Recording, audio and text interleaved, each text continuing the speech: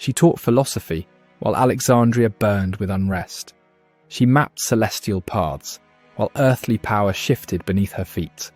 Hypatia of Alexandria was not a prophet, nor a saint, but her life carried a gravity that pulled minds toward wisdom and authority, alike toward fear.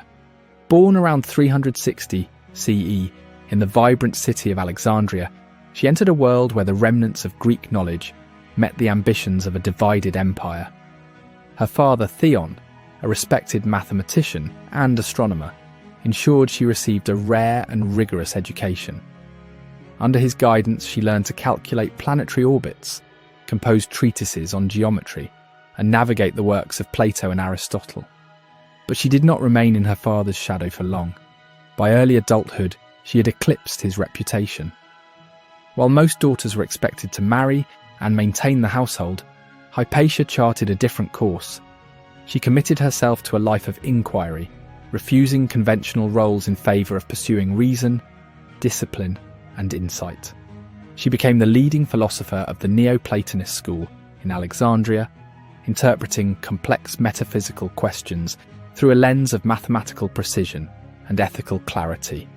Neoplatonism, with its layers of existence and emphasis on the soul's ascent toward the divine, provided a framework through which Hypatia connected astronomy, logic, and spiritual contemplation.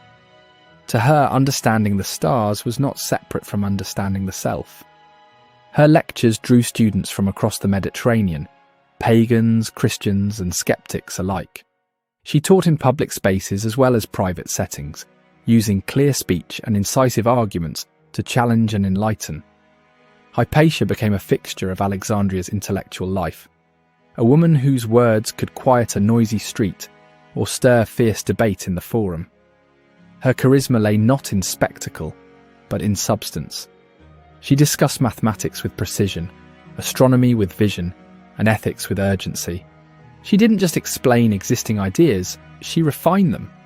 Though much of her writing is lost, historians credit her with editing and possibly expanding Theon's commentaries on Ptolemy's Almagest and Euclid's elements.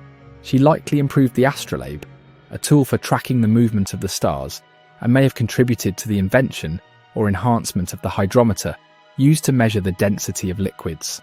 Her work bridged ancient theory and practical application, merging abstract thought with mechanical ingenuity. But Alexandria was changing. The Roman Empire, increasingly Christianized, began suppressing schools and traditions seen as remnants of a pagan past. Political struggles deepened religious fault lines. Hypatia, though respected, represented something fragile and dangerous: independent thought, philosophical pluralism, and an allegiance to reason over doctrine. She formed a close intellectual alliance with Orestes, the Roman governor, who opposed the growing influence of Bishop Cyril.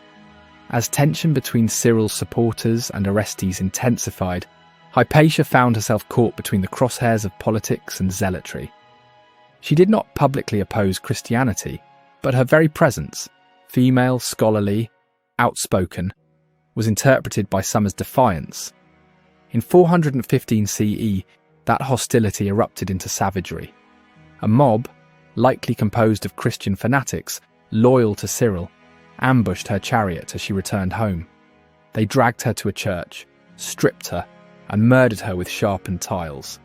Her body was dismembered and burned in a final act of desecration, an attempt not just to kill a woman, but to silence an entire tradition of inquiry.